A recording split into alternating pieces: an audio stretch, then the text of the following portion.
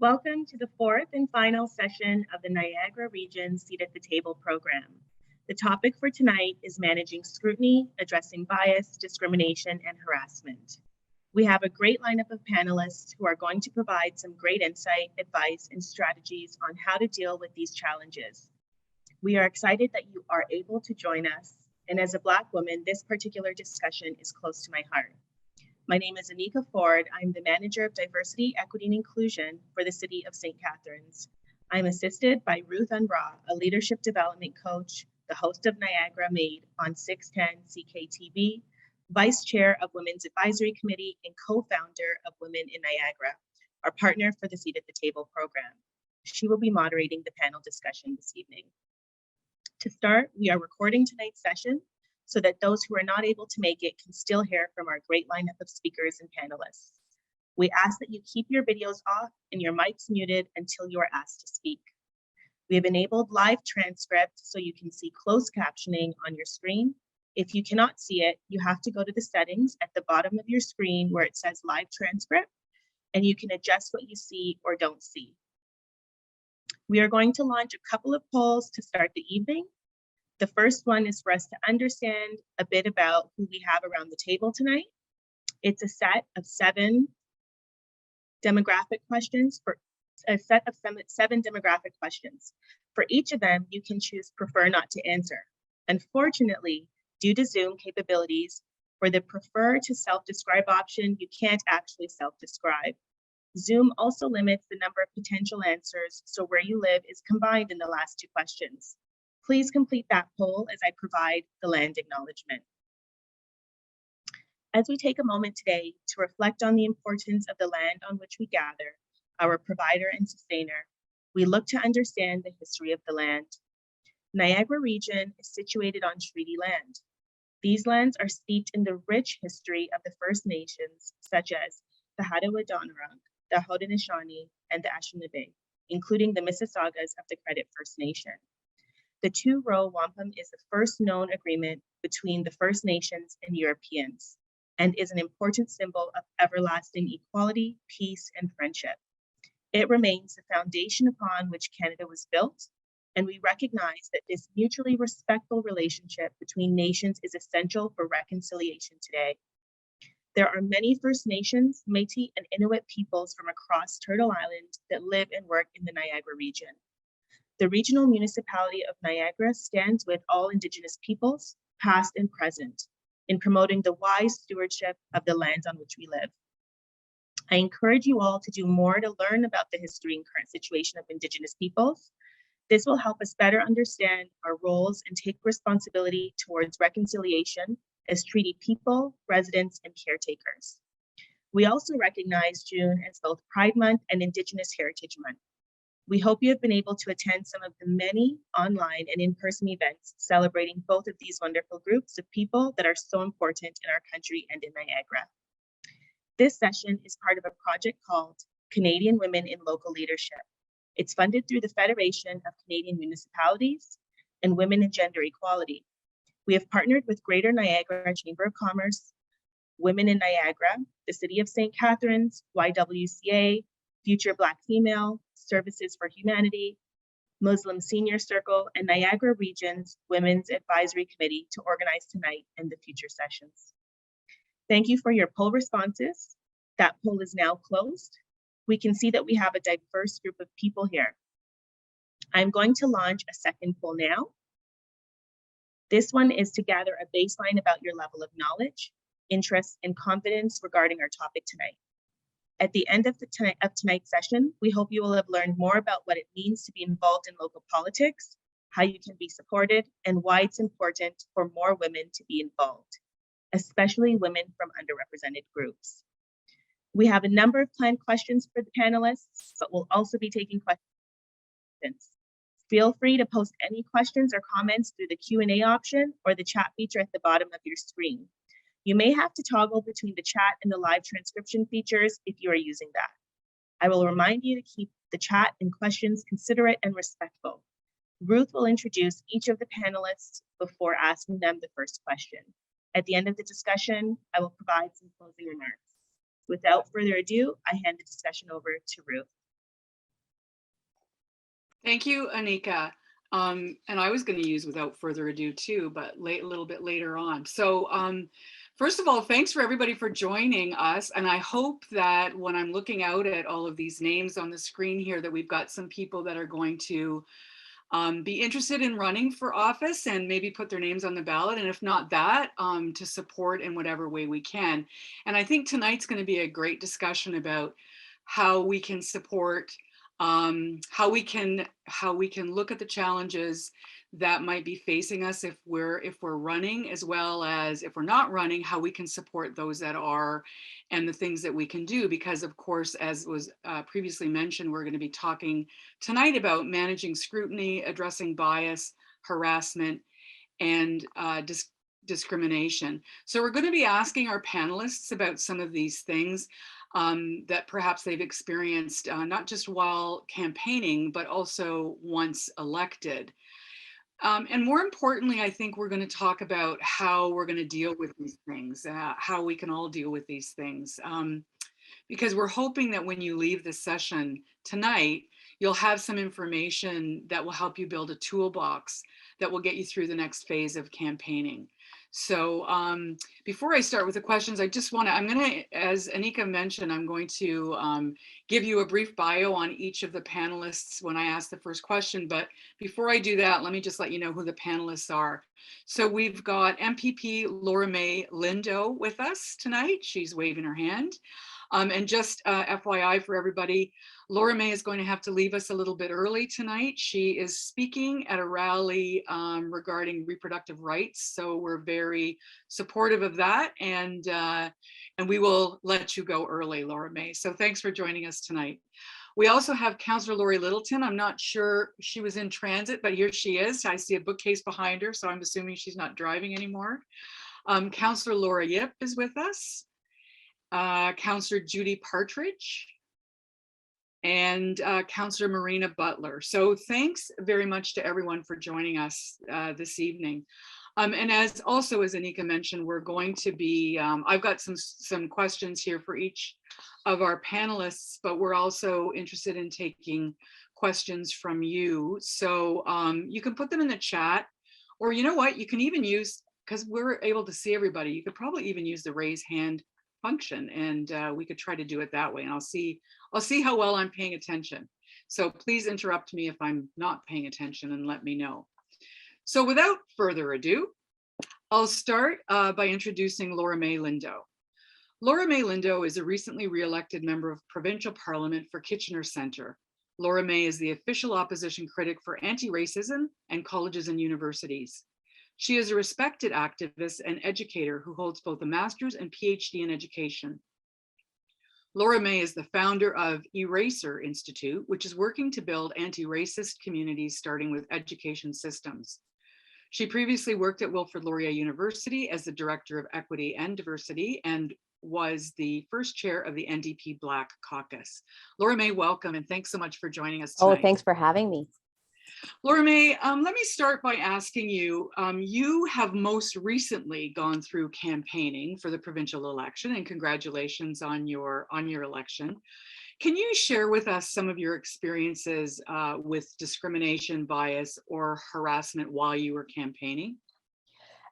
Absolutely. I think, though, before I can even do that, I have to start from what was happening right before this election, because I think it's really important for folks to recognize that once that name is on a ballot, pretty much everything that you are doing in your life is put up to scrutiny. And so right before the session ended, I had tabled Bill 67. It was a racial equity in the Education Systems Act. Which I was super hyped about because my background's in education, and I was looking at ways of strategically embedding anti-racism within education from kindergarten to grade 12, as well as post-secondary, because we often look at one end of the spectrum and not the other, but you got to do all the work all the way around. And for 3 glorious days, I enjoyed great success. People loved it. 3 of the best days of my life. And then day 4 hit, and Jordan Peterson did not like my bill. He made 4 videos. He directed folks to comment upon the bill. At the time, the New Blue had also put out their very first platform plank, which they used that bill as a starting point for. And they too started to send some folks that were unhappy with doing anti-racist work my way. My office was inundated with hate. And it was one thing to be an elected official when something like that happened, but to be a Black woman in that role, the kind of hate took on a different tone. And so leading into the election, my team had to close our office. There was a police report filed. There were folks that were calling my office very boldly, like from their place of business, without even, hiding the number, to tell me all of their opinions about me and about the bill and about the work, which opened up, I would argue, the door for a different level of hate that was then able to come my way. Interestingly enough, during the election, a lot of folks reserved the hate for my team as opposed to directing it directly at me. So the last thing that I can give as an example of that, I came into my campaign office one day and a team had been out canvassing. One of the fellows had a Toblerone in his hand. It's a very important part of the story because he held it and he said, "Laura May, I was at the door and somebody referred to you as the N-word candidate, proceeded to have a discussion about it, and then told us that they were going to vote for you anyway." And then we all sat in silence. And then I said, "Give me a piece of that Toblerone," because I didn't know what else to do other than to eat chocolate and try and sort of grapple with the fact that people now thought that it was okay to refer to me using the N-word and didn't actually see the harm that that kind of reference would have. And then my team wasn't necessarily prepared for that. And so I think all of that to say, as my mummy says, I tell you that to tell you this, there's an openness with which people hate right now. And there is an acceptance with which they direct that level of hate at public figures.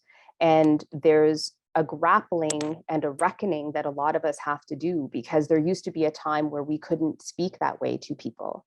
But now when you are part of sort of the margins and in a place of public discourse and holding these kinds of positions, it's a very different kind of thing.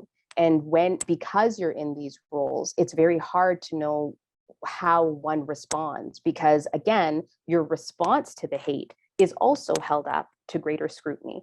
If I was just an everyday person and somebody threw the N-word at me, I could have a variety of responses. But as an elected official, I'm supposed to be able to hold that and figure out what to do with it, perhaps accept it or try and educate somebody, and then have to find another way to grapple with what that means to me and what that means for the fight for Black lives moving forward. So it sounds to me like that, and I'm not sure, you tell me, was this sort of out of the blue, unexpected? And, I guess, thank goodness you had a Toblerone bar there. All I had. We're building a toolbox tonight, how to deal, and maybe eating chocolate. And, in all seriousness, I don't know, because maybe that's the thing that actually helps.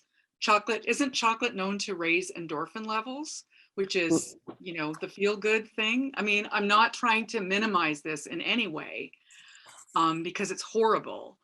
But I just wonder if that experience brought you any sort of closer to better strategies.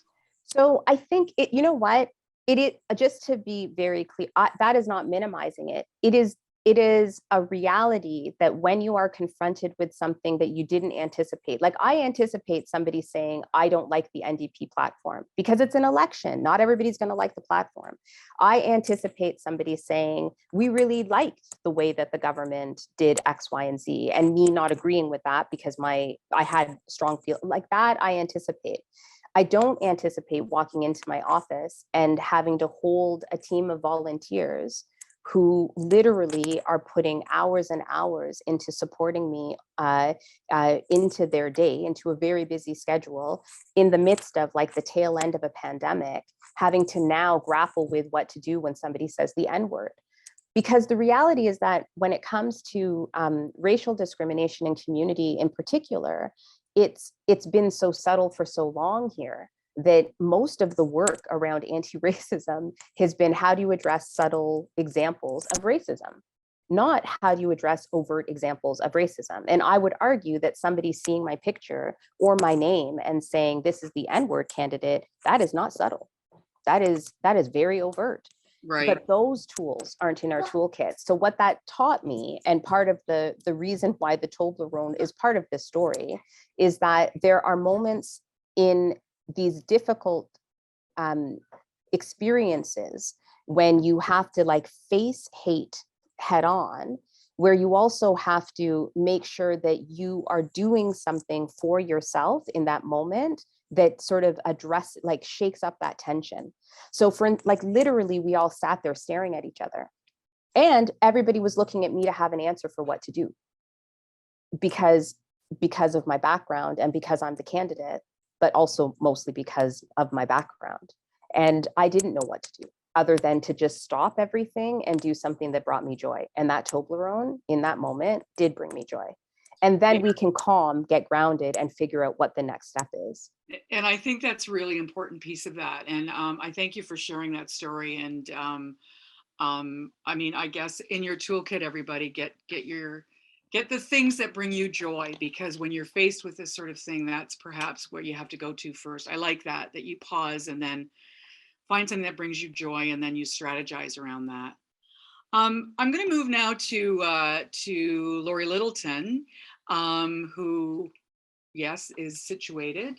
So Lori is a local counselor, and she's a first-time counselor for the city of St. Catharines. She serves on many committees and boards, including chair of the budget committee. Professionally, she works as a consultant with IG Wealth Management. She's a former reporter with several daily newspapers, as well as magazine editor and freelance writer. She has a Bachelor of Journalism and Master of Arts from Carleton University and is married with 3 children. And Lori actually just went out publicly and announced yesterday that she wouldn't be seeking re-election due to a conflict with her present employer. And I just want to say on behalf of the city of St. Catharines, it is our loss. We thank you for your service. So Lori, welcome, and thank you for joining us tonight. Thank you. Lori, can you give us some insight on your experiences of bias, discrimination, or harassment, and maybe specifically through electronic platforms since you were elected? Okay. I think a lot of what I've dealt with has been not as severe as other people, other women have dealt with, certainly. I think I was kind of newer to social media, so I didn't have the usual trolls already on the go. So you kind of pick them off after a while. But I think one thing that bothers me a lot is some of the emails and the tone of emails that I get. Might bother me more actually than the trolls, because I look at the trolls as losers, like they're just losers. And I just can't imagine someone who's a professional or someone who has any standing in the community behaving like that. But the emails that we get to us addressed as counselor or whatever seem to be, they're the ones that really set me off. And I know that the tone that I'll get is not the same as my ward mate who's a man, for example. And some of the demand, like this sort of demanding, like chop, chop, let's go, that I think has bothered me more than any overt, people being jerks on social media, if that makes any sense. Yeah, it does. It does. And so, are you getting emails that would be legitimate questions or concerns by some of your constituents that then are also inappropriate, or are they just basically Well, first of all, are they from your constituents, or you don't even maybe know that? Some are, and sometimes if people will say, um, it's hard to explain. It's just, I see them in my inbox and they give me a feeling, and it's like, I can't describe it except that it's like you wouldn't talk to everybody else like that. But there are some. There's a man that emails all of council. Councillor Yip shaking her head. She knows what I'm talking about. 2 to 3 times a day. Now I've blocked this individual. I found out how to do it on my council emails, and I think I'm not interested in having and hearing anything from this person. They're wild. They're wildly inappropriate. He once called me, I think it was a child killer. I think that was it, eh, Counselor? Yep, yeah. I mean, it's just complete nonsense, right? And this person emails to everybody a couple times a day. Like, it's ridiculous. So that bothered me for quite a while until I said, I'm blocking you. Like, I don't, just enough, right? So sometimes you get those ones and it's like, yeah, if that makes any sense. Yeah, it does make sense. But I'm also wondering, like, aside from that, are you getting those sort of nasty emails from some of your constituents that, is it mostly just, yakking inappropriately, or is it, I'm mad at you for voting in this way, in this manner, or on this issue, or conducting yourself in a certain way? Is there anything ever specific, or are these just sort of, it's just unwelcome, and it feels harassing? You know what? It's funny. If someone actually had emails and says, I'd like to talk about your decision. Okay, let's talk. If anyone, if it's things like, even when I'm out and about and people will make comments about my appearance, or, like I always go back to, this is a story when I was campaigning. So it's not quite to your question, but I was campaigning and this guy's standing outside his house and I'm going door to door to door, and he sees me coming. So he waits and he says, I saw you coming and I thought I should wait for you because my wife's sleeping inside. And I thought, well, that's nice, because I didn't want to wake her up. And then he goes on, he looks at us and he's like, you look a lot thinner than you did doing here. And I'm just like, like you waited all that time just to say that? Like, what's the matter with you?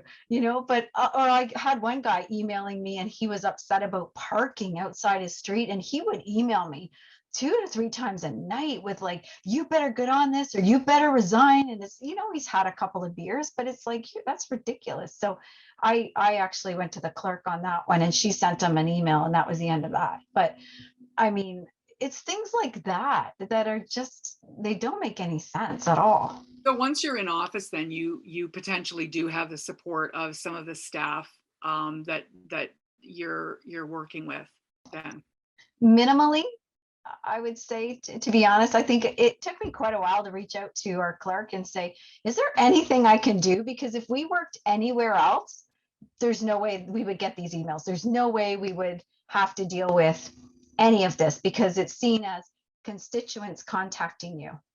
Yeah, I mean, that's a whole other issue about that employer-employee relationship, and if it exists, and that sort of thing. So that would be a welcome discussion at some point too. I'm going to move on now to Laura Yip. Laura has served as a councillor both to Niagara Regional Council since 2018, as well as for the City of St. Catharines in 2014.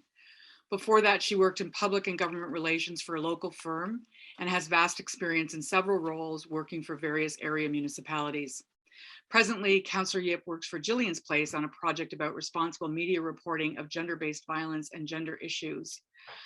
Laura also operates a freelance admin service business, and she founded and operates Underdogs Boxing Club, a volunteer-run nonprofit with recreational boxing programs for everyone, as well as a program for survivors of violence. Laura, thank you so much for taking the time to be with us tonight.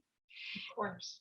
Before you start talking, though, I want you to just stand up a little bit so everyone can see your t-shirt. On Wednesdays, we smash the patriarchy. So there we are. I just had to make sure that everybody saw that. I appreciate that. Laura, many of us know some of the things that you've been exposed to in terms of harassment since being elected. Can you tell us about some of the examples of bias, discrimination, or scrutiny you have received in the council chambers since becoming a councillor? Yeah, so I'm gonna I'll mention a few things inside council chambers and a few things outside of council chambers. Neither of these are complete lists, so think about that as I go through this. So inside council chambers, we had a problem for the first year of the term with what I'll call casual sexism. It included things like having a councillor holler across chambers that I got to speak before a male colleague because she's prettier. It included criticism for being emotional. It included remarks about being questioned about whether men could sit on the Women's Advisory Committee. And it included remarks about councillors' wives, the way that they would talk about their wives and each other's wives and those sorts of things. It reached a point after an incident of this casual sexism with my then 14-year-old son sitting in chambers beside me because it was take our kids to work day, where some comments were made and I called them out in the meeting and then raised the issue again with the chair and essentially said, if you don't address this, I'm going to have to. And so he addressed it in a public meeting. He addressed it, and it stopped, or at least it stopped happening where I could hear it. There was also an incident where one of my colleagues wanted the chair to call a special meeting so he could encourage council to vote to have the Ontario Ombudsman conduct an investigation into my personal life, and an incident where two of my colleagues, even after being urged by several of us not to, appeared on the show of someone who made dozens of videos where I was one of the topics of conversation. Outside of council chambers, I've been dealing with harassment and abuse since being elected. The behavior includes, and again, this is not a complete list, near daily emails telling me to shut up, comments on my appearance, my children being called genetic trash, among other racist remarks, sexually explicit voicemails, dozens of videos being made where I'm one of the topics of conversation, calling me the C word, a radical feminist, mentioning my children and mentioning my dead sister. Having someone use my regional email account and contact information to sign a petition from Randy Hillier, emails telling me that I'm lying about the harassment that I've received, being threatened, and receiving messages that the only reason my home hasn't been vandalized, as has happened twice to one of my city council counterparts, is because they can't figure out where I live. And to follow up on something that Councillor Littleton said, you know, I want to note that none of what I consider to be harassment, abuse, or intimidation has had anything to do with my votes or stances on political issues that are dealt with in my role as a regional councillor. It's all been deeply personal. And when people have had concerns about my votes or my stances on political matters, even when they are passionate about those things, they've always been very civil.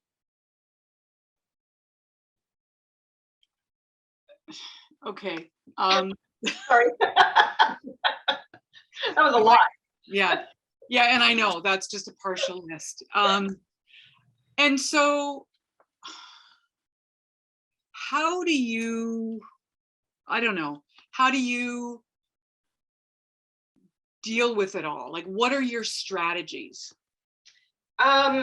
So this is, I mean, you know, there's this notion, and you continue to hear it, and I know I would imagine that every woman that's on this panel has heard, well, you went into politics, you should have had a thicker skin. And I think that's nonsense. I think well, yeah, I don't think developing a thicker skin is a strategy, because I'm not quite sure how you do that. Well, and I think anyone who Laura May's point earlier, that this, you know, this hate, like, it's so out, like, it's so visible now. It's not subtle at all anymore. I think, well, and I think anyone who's subjected to this kind of behavior is going to feel it. I don't know that you can be sort of emotionally healthy and not feel it. A few quick, very practical things that I have learned to do: don't read the comments on news articles. You're not required to engage with or respond to everyone. setting boundaries that need to be set, and taking screenshots, sadly, and filing them away under usernames. Some of the bigger strategies, a support network is imperative. I don't know that I would have made it through this 4 years were it not for Councillor Littleton and Councillor Porter being on the other end of that text exchange. And the support network has to be more than your family, because this is hard on your family too. Finding activities that help to calm you down or relax or ease your stress. Sometimes I go to the boxing club. Sometimes they like boxing, like punching things. Sometimes I crochet. It depends on the day. Reading has been a huge thing. There's lots of books and studies that talk about, the way that women in politics are treated. And so, having that validated has been helpful. And many of those things also include strategies. Finding time to just completely shut out anything to do with any of the channels where the harassment happens. Investing in time with a therapist, which I think probably everybody should do anyway if they can, but certainly in this context as well. And then I think the most important thing, but sometimes the most difficult thing to do, is to remember that there is far more support in the community than the very small number of people who engage in this behavior would have you believe. Yeah, I think that that's a really good point, and something that we should all remember, that there is a lot of support out there. And it may not, the problem is though, it may not seem as visible as some of the hate. So that's something that we can all sort of take a look at and remember that that support, it doesn't have to be necessarily a public display of support, but even a private message to somebody probably goes a long way. Thank you for that, Laura. We'll be chatting more as the evening progresses. Now I'd like to introduce Judy Partridge. Judy has served since 2010 as a city councillor in Hamilton for the mostly rural community of Waterdown-Flamborough. Judy brings corporate senior management experience in strategic planning and business development as a collaborative relationship builder with strong communication skills.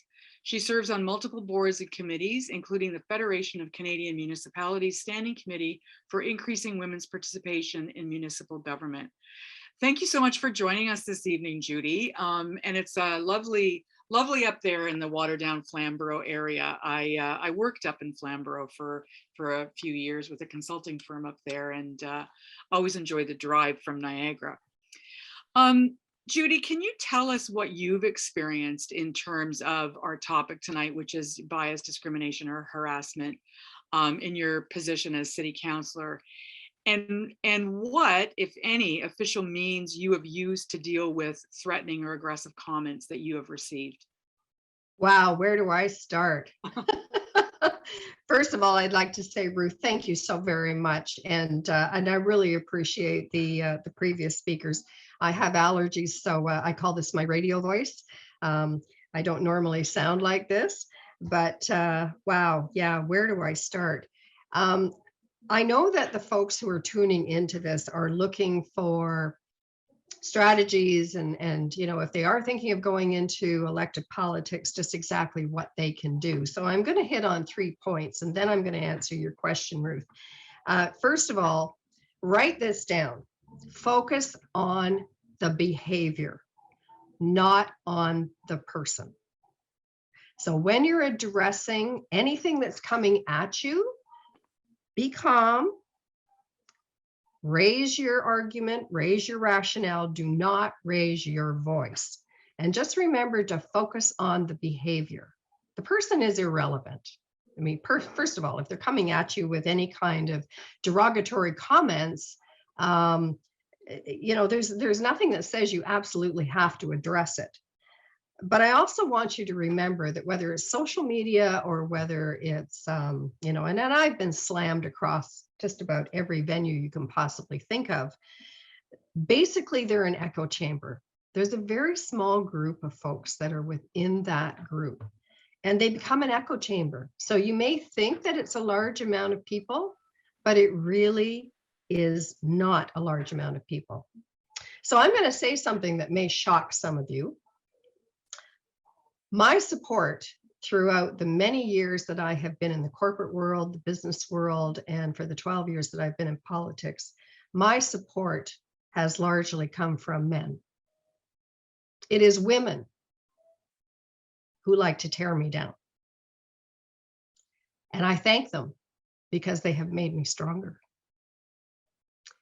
I will not back down, not only from women, but I will not back down from men as well. And I will not tolerate that kind of behavior, not just directed at me, but directed at anybody else. I don't care what gender you identify with.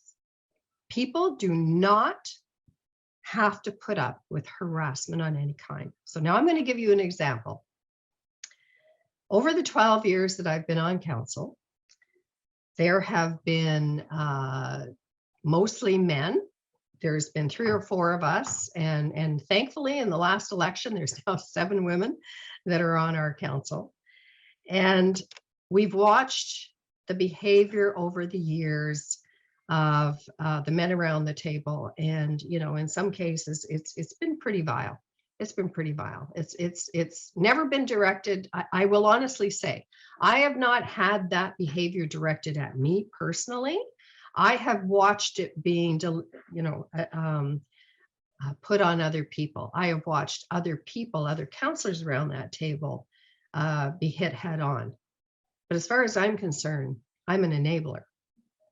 When you allow that behavior to happen and you don't speak up, you are enabling that negative behavior to continue, whether it's against another male colleague or whether it's against a female colleague. It really doesn't matter. The very fact that it's being allowed to take place. So what I decided to do back in February, things have been really bad this term, I will tell you, around Hamilton City Council. They have, in terms of the backbiting and open, I'm not talking about behind the scenes. I'm talking about absolutely out in the open at committee meetings. Now, by and large, we all get along, and by and large, 90% of the time, we vote in support of really important legislation and motions and bylaws that we are able to get passed in our city. And we have accomplished an awful lot. But we do have a couple of councillors who just go right off the rails. So when we were on a virtual meeting in February, and a chat attack came at me from someone who has never attacked me before, but it was something that I had said at council. It wasn't derogatory about anyone. And they attacked me. But it wasn't just an attack. They threatened me. They threatened me with lawsuits. They threatened me personally.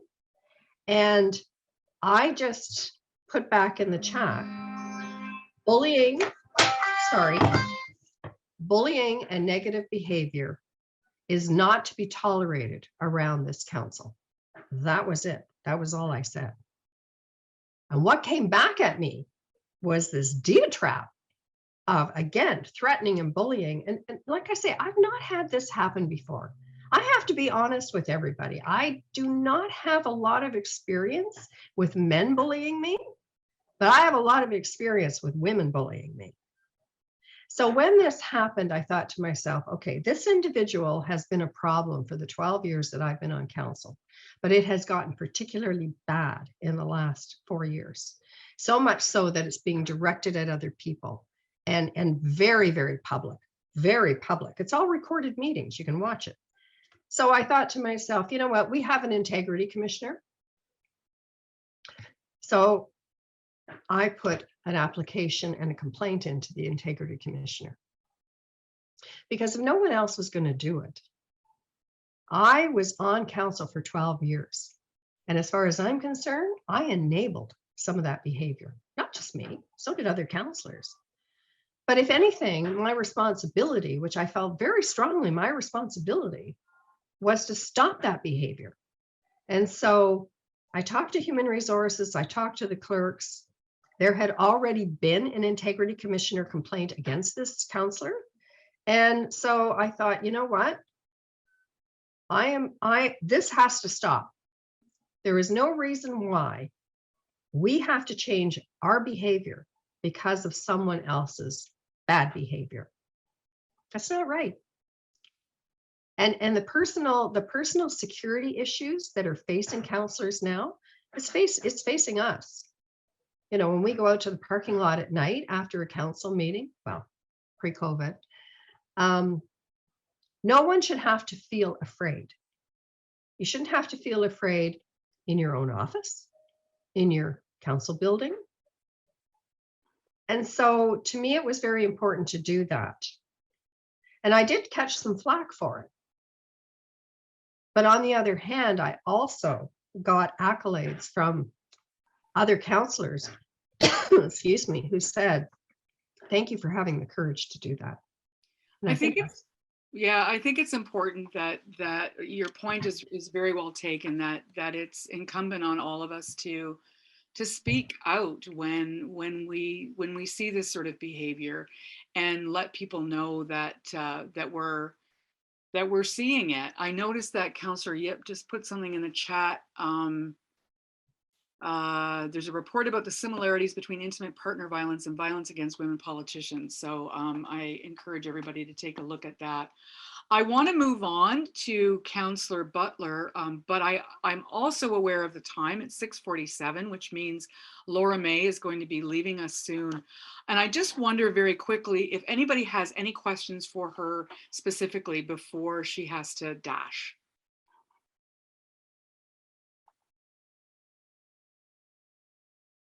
I'm not seeing anything. Is anybody else seeing anything? No. Okay, Laura May, thank you so much for being with us, and thank you so much for going to a rally tonight on reproductive rights and speaking on behalf of women. Really appreciate that, and your activism and your voice. Thank you. Thank you for joining us tonight. So now I'd like to introduce Marina Butler.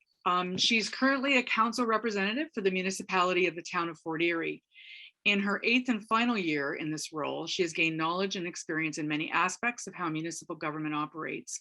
Marina is also a businesswoman and has worked with a diverse group of industries and is currently celebrating 30 years in business. Congratulations. Marina is a graduate of both journalism and human resources management.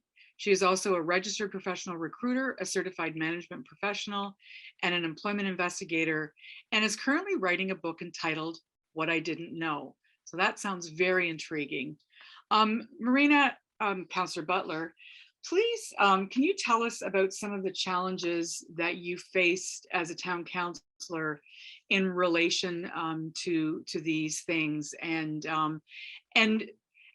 what was the most unexpected? And have you been able to bring your HR background into your responses to deal with these experiences? Is that a thing that sort of relates? It's a very interesting question, and I have to tell you that listening to all of my colleagues who spoke prior to me, I'm always shocked at the stories, and I have to remind myself that human behavior is very interesting. And looking into what I've experienced over the last 8 years, there's kind of a phenomena, and I haven't had quite the experience that some of these counselors have had, but I have run into some challenges, and those challenges lie with, for an example, DSBN was hosting a new public school in the Fort Erie area after they amalgamated several schools and built a new one. And John Brandt, which is an Indigenous name, was chosen for the new school in the Ridgeway Crystal Beach area. And I celebrated that, and I announced it as soon as I found out, and I saw that email, I announced it, and I was so excited. And I said, you know, we broke the barriers. We made history in Niagara for the first time. A school has been named after an Indigenous person, and who has a rich history behind him.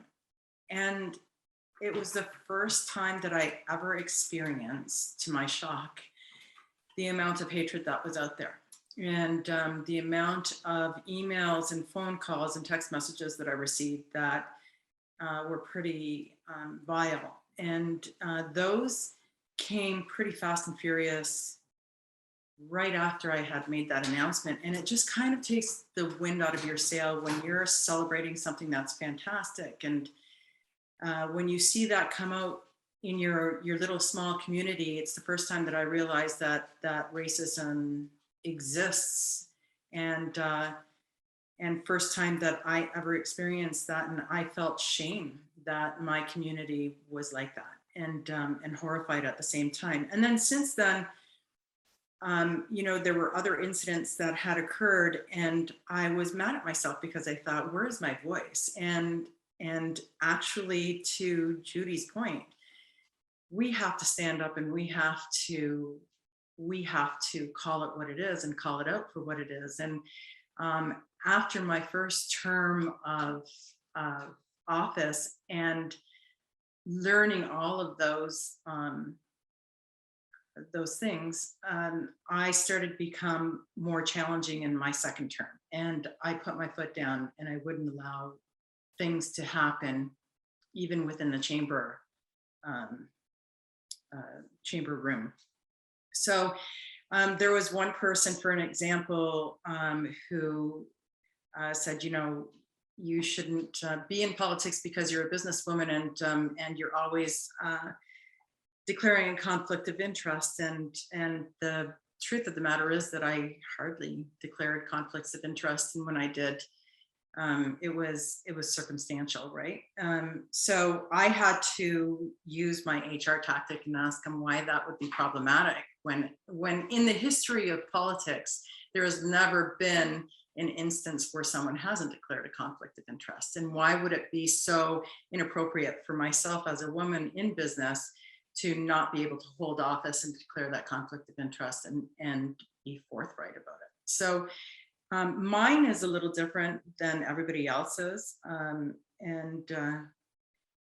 I tell you that as a person who is considering, not myself, but as those individuals that are listening out there in the audience who are considering to run for office, I say go for it, because it's a great learning experience. Whether you experience the bad and the ugly, it's all part of the process, and it does make you stronger, and it does make you resolute about what is acceptable and what is not acceptable. And if we don't call it for what it is, then shame on us. Yeah, thank you for sharing that. And it's interesting to me that you're getting pushback on declaring a conflict of interest, when it seems to me the reverse would be true, right? Why didn't you declare a conflict of interest? That's right. But it appears to me that people will complain about anything. Yeah. And it doesn't really matter what side of it that you're on. It's just, you know, here's something to get up in arms about. Yes. And you know, I'm surprised and not surprised by the stories I'm hearing tonight, and the level of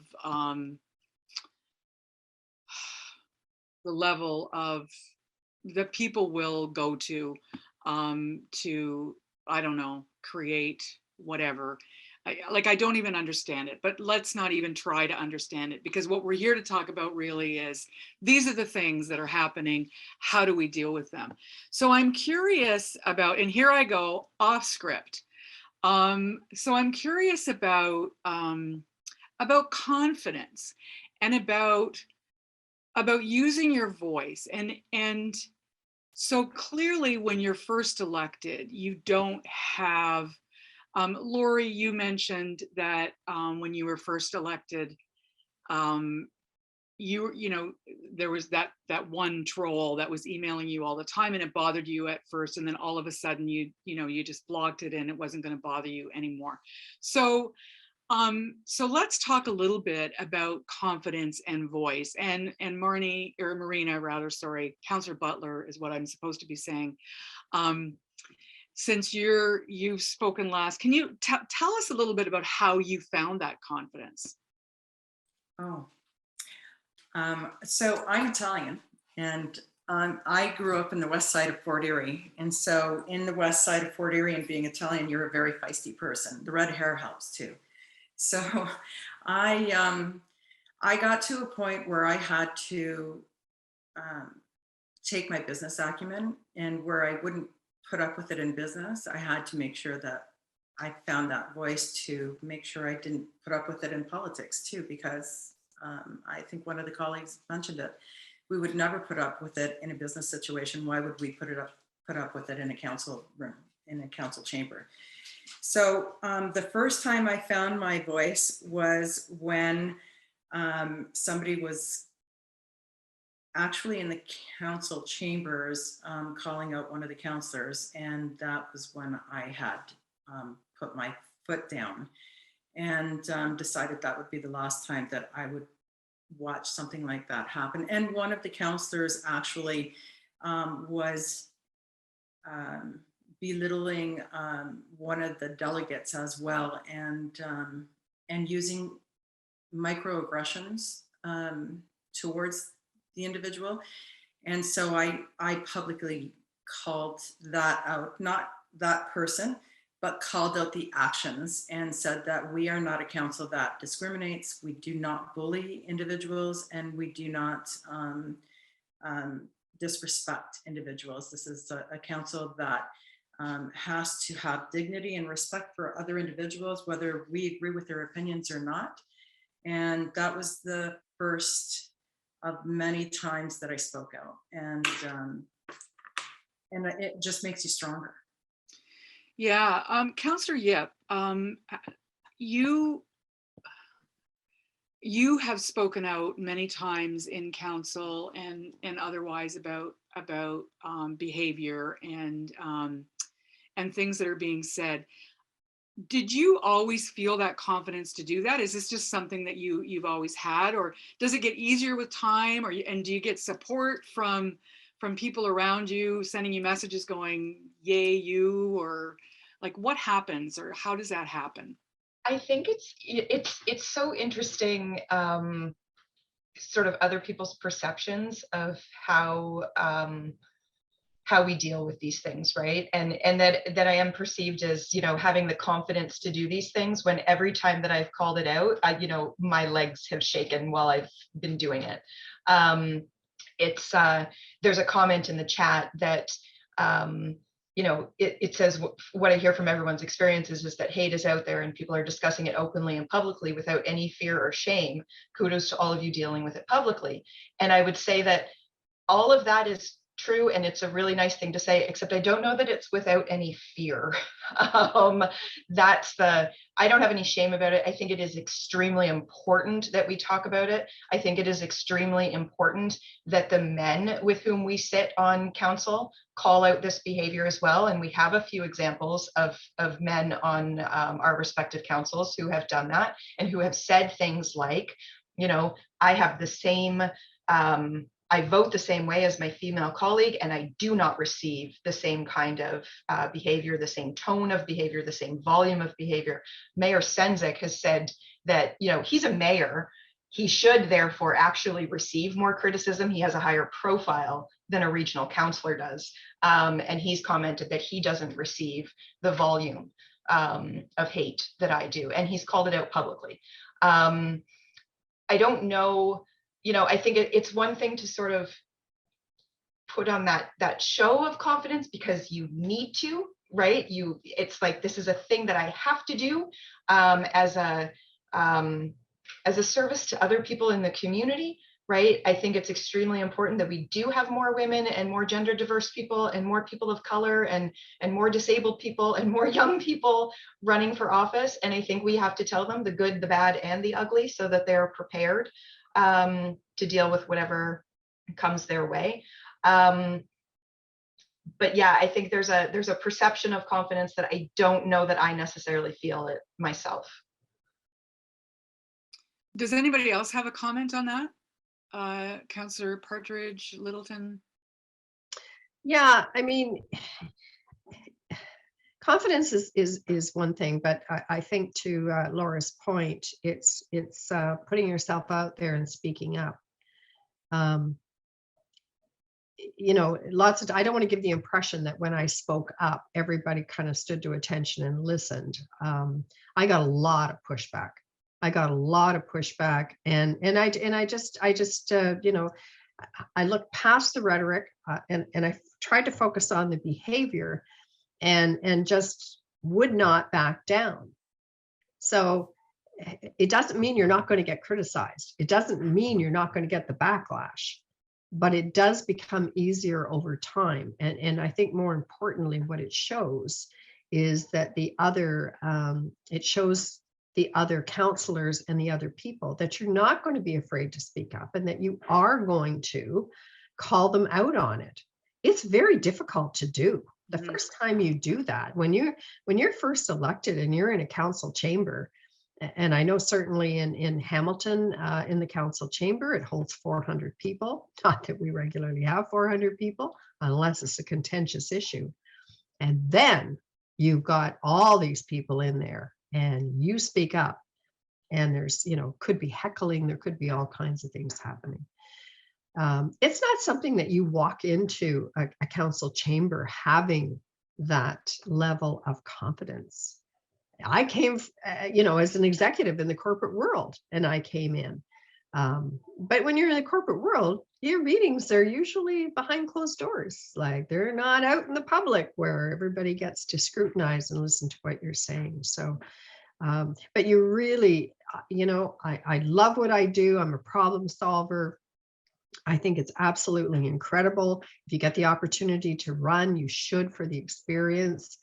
And it does help you grow. You will definitely get out of your skin and you will grow as a person. And I think that is just wonderful. Thank you for that. Councillor Littleton. Thank you, Ruth. I think I just wanted to say, you know, I've always worked in areas that are male dominated. You know, I worked as a sports reporter before this, and I work now in an industry that is male dominated. So I think coming in as a counselor, I was ready for it, but the level of, you know, microaggressions, to use that word, is staggering. It's like the sports reporter had nothing on on being a counselor, but I think so.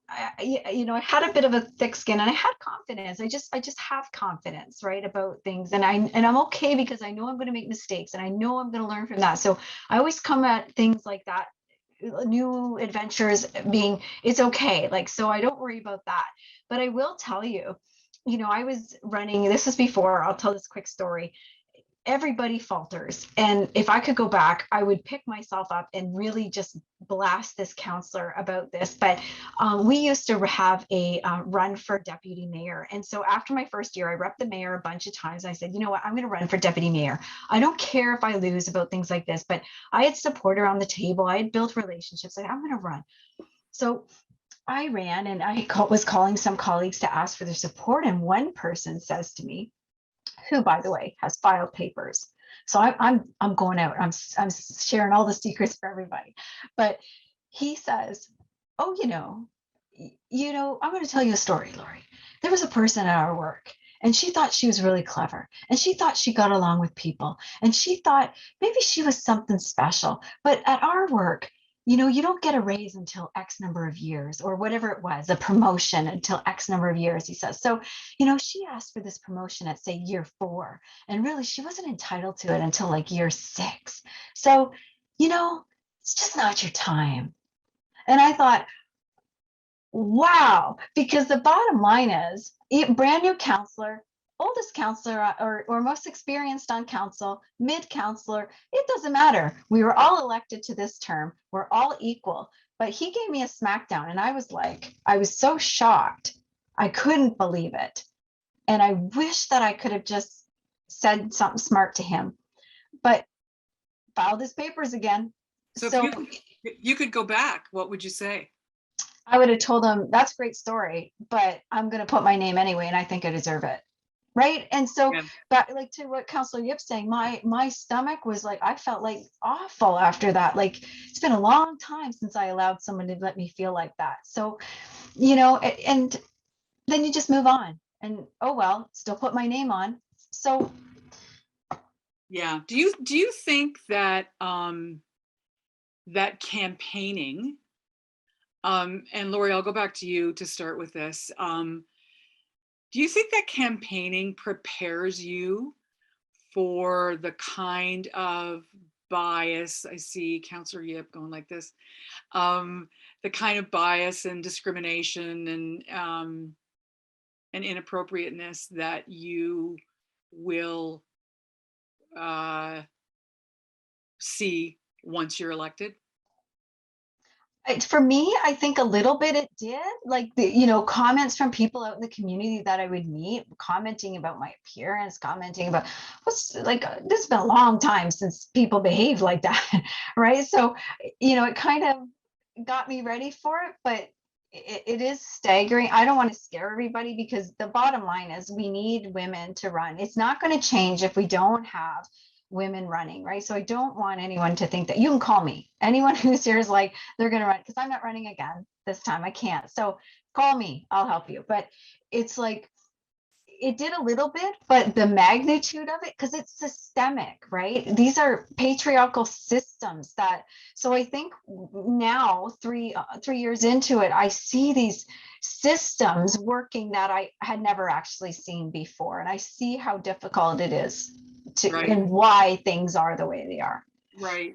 Councillor Yep. Yeah, sorry, I can't keep my facial expressions or like any of that stuff to myself. And so Okay. I apologize for Good. the quiet commentary as you're asking these questions. I think, I mean, campaigning as a woman is tough. They, every campaign that I've run in, actually, except the last one, but I have a theory as to why I didn't experience it as much in the last one. There are absolutely comments on your appearance, there are comments on your age, there are questions about your marital status and your family status, and all kinds of things that your male counterparts are not being asked at the door. But the thing about campaigning that's different than most of what I've experienced anyway. So I've experienced a lot of this on social media, by email, over the phone. You know, no one says to me the things that they've said in the last 3.5 years to my face, right? And so, you know, while there's a little bit, there's a comparison that is now made, you know, that the stuff that I dealt with campaigning is minor compared to what I've been dealing with the last 3.5 years. There's this weird continuum that I have now. But no one would ever, if I knocked on their door, they might make a comment about my appearance, but they're not going to say, oh, I understand why your sister killed herself. You wouldn't say that to someone's face. So that's I knew that there would be challenges that I would have that my male counterparts wouldn't have. I did not anticipate how deeply personal it would be, and how hateful it would be. And like MPP Lindo said, that several of the people who engage in this behavior don't even hide, right? There is a lot of anonymous stuff, but there's a shocking number of people who are happy to have their name attached to the things that they've said. Right.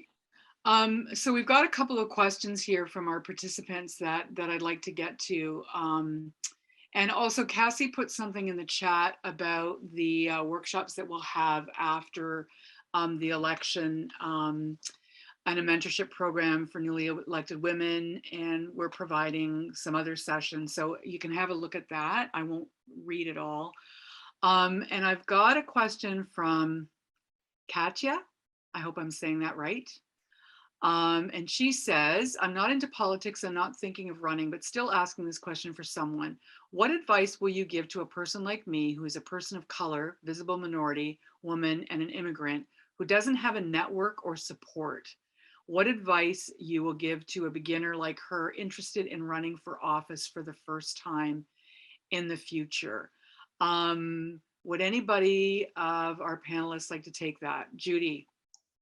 Yeah, absolutely. And I saw that question, and yeah, first of all, if you're interested in running in the future, but not right away, get involved in a campaign supporting someone who is running. And do your homework, go through the different people who are registered, make sure that what they're running on, what their platform is, regardless of what level of government it is, but get involved in their campaign. It is a great way to actually see how a campaign operates. You'll develop a network. Myself personally, I spent 20 years working in my community within the city on a lot of different events and board, and I was volunteering for everything. So people got to know me and got to know, and in fact, we often joke that, I was the go-to person to get things done. And that took a lot of years to get to that point. But if you don't have an established network, the best way is to get involved. If there's a YWCA in your area or a YMCA, get involved and get involved with different networks, not necessarily the same network that is for your culture. So get outside of that, and you will find that it is a way to really get yourself to step out of your comfort zone as well, and you will develop that network. And then when you do make the decision to run, if you've been through 2 or 3 campaigns helping out, it's just the best way to do it. I think that's some great advice. And if you're not going to run yourself, like getting involved in somebody else's campaign is a great way to meet people and get a feel for the whole thing. Does anybody else have something? And I noticed that Councillor Littleton, Katja, you might want to check the chat because she responded to you in the chat. So Councillor, yep. Yeah, I was just gonna, I've been asked a few times over the last few years to talk to people who are interested in potentially running, and it's a very common question that I receive from someone who says, but I'm a young woman of color, and so if this is the kind of thing that you deal with, why on earth would I get involved when I already deal with these microaggressions just for existing? And I've said to them, like, to the extent that I can as a white woman, I understand where you're coming from, but I've got your back. And so there are women who are currently in politics. There are women, one that I'm devastated about, who are leaving politics, who will do everything we can to support more people getting involved, more women especially getting involved, more people of color getting involved. Reach out to those women, have conversations with them, have them be your network. Right? Because they've also got contacts and connections and everything else. So when you do run, they will speak on your behalf as well. Yeah, that's good. And also there are women who are here this evening and some that aren't here this evening. There's a lot of people out there that will support you. And it's finding those people and talking to some of these counselors that are here with us tonight will lead you into that direction. And I think, and as Judy was saying too, getting involved in committees and getting involved in campaign, you get to know a lot of people, and it's, they're different voices and they're different people and they have different networks, and you don't know, right? It's like she tells 2 friends and then so on and so on and so on, the whole shampoo thing. Okay. I've got a question from Coletta here. We seem to be in transition of sorts, politics, i.e. increased attention to equity, diversity, and inclusivity, and increased implementation of supportive strategies. As transition and change happens, there are related stressors and negative behaviors, a down curve before the up curve, as they say. How do we position and prepare politicians for that change or transition and related changes or stressors in ways other than workshops, which may help raise consciousness, but don't seem to do enough? Any comment on that from anyone?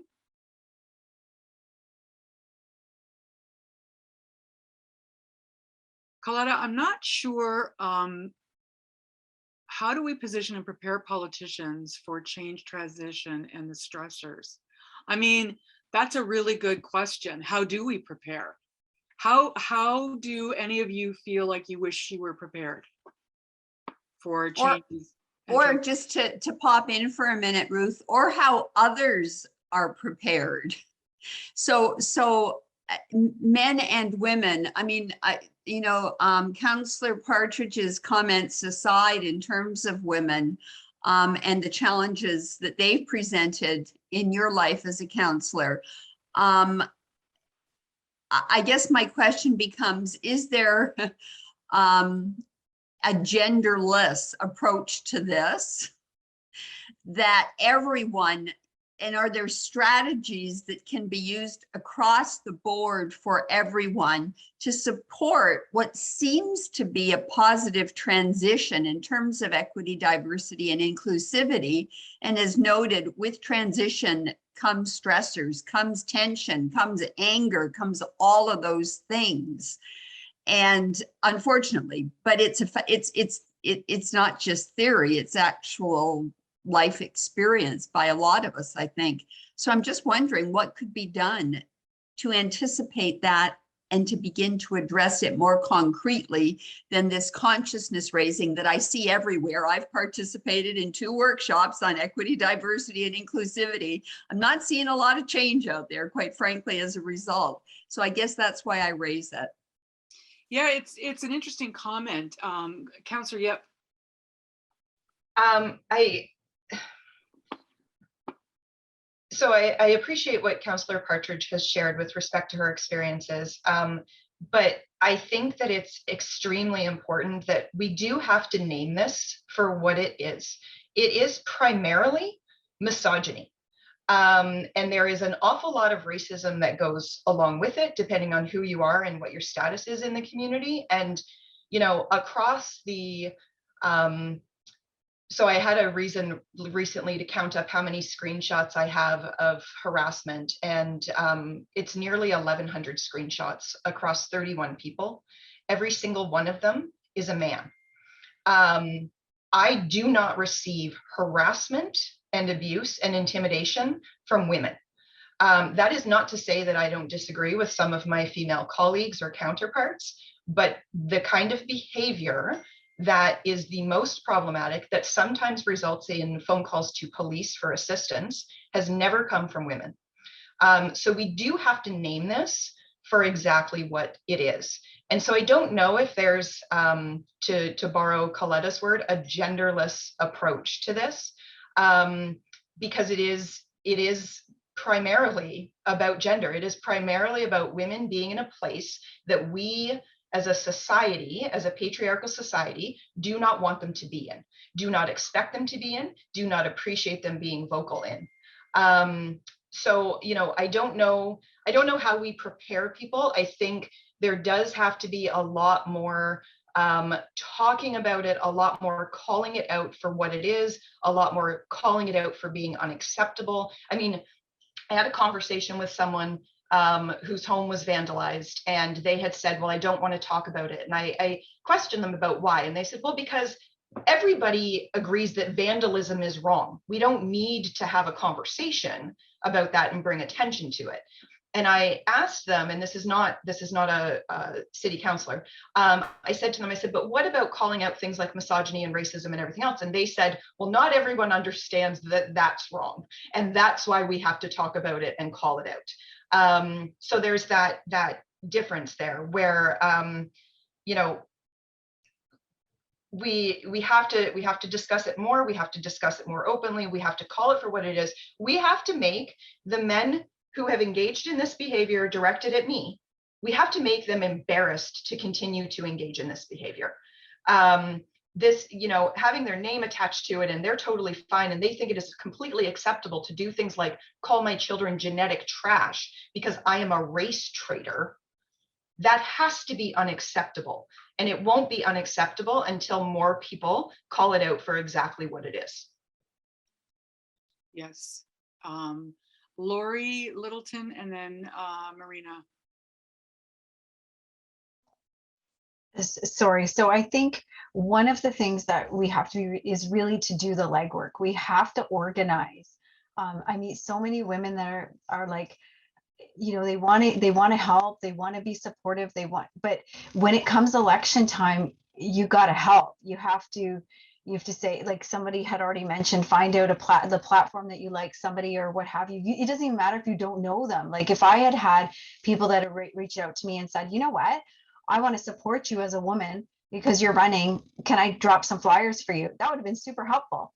I mean, I amassed friends and I had, most were women actually that helped me, but I had some men that did some legwork for me as well.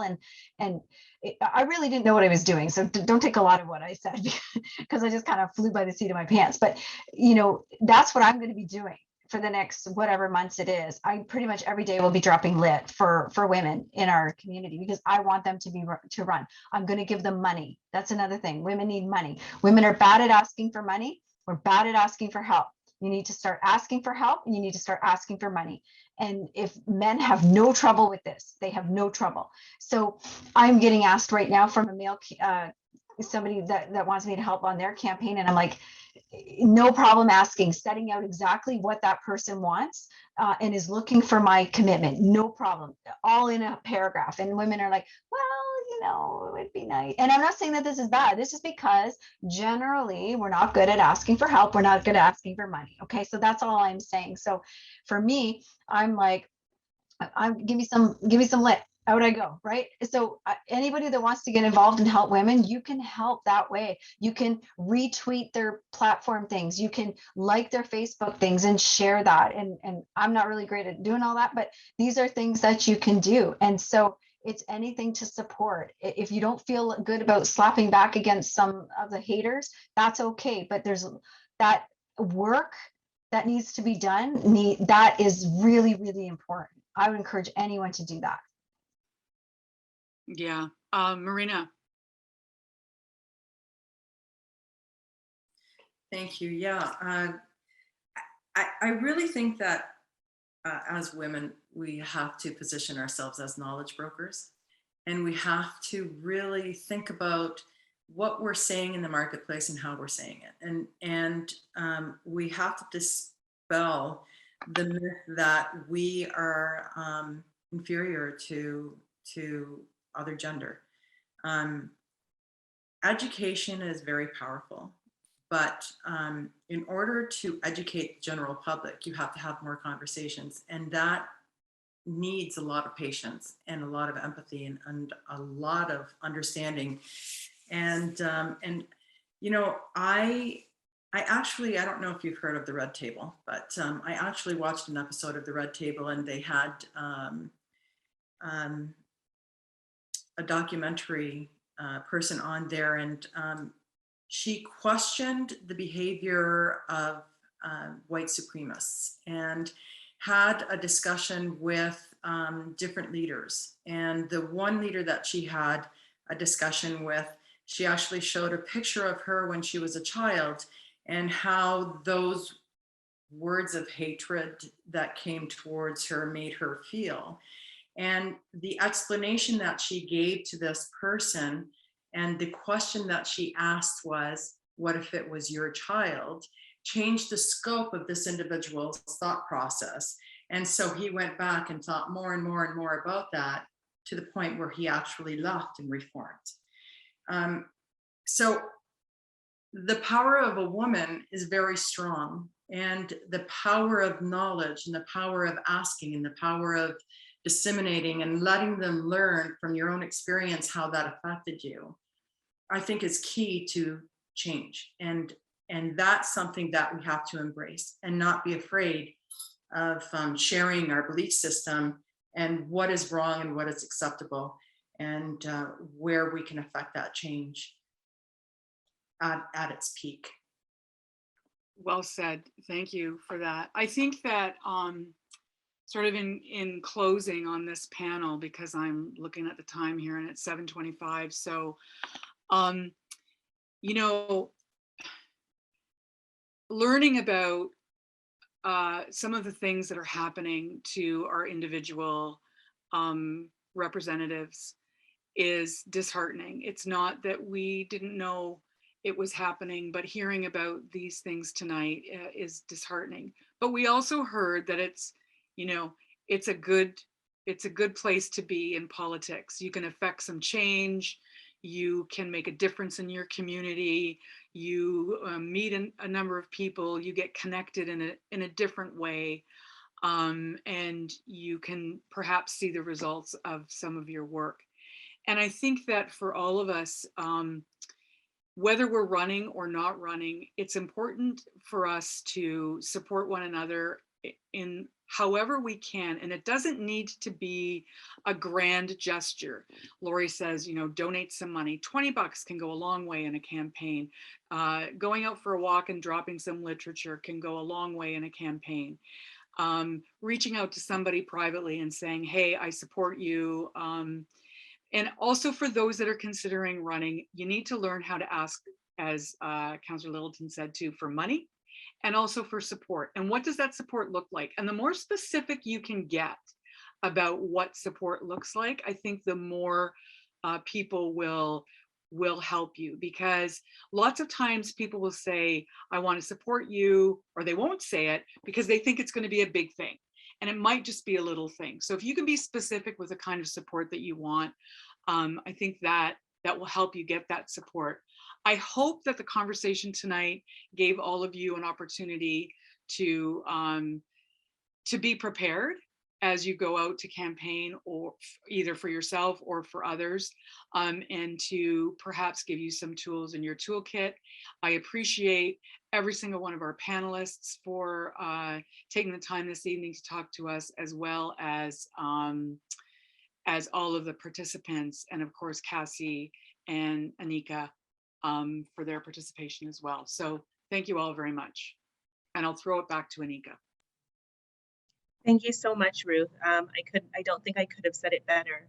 But thank you to all of our speakers, our moderator, and for all of you who joined and participated tonight. We've launched a follow-up poll. You'll see the questions are the same as the ones that were shared at the start of the session. We'll be sending out a short evaluation of the session as well. We hope that you found these sessions informative, helpful, and inspiring. I know that I did.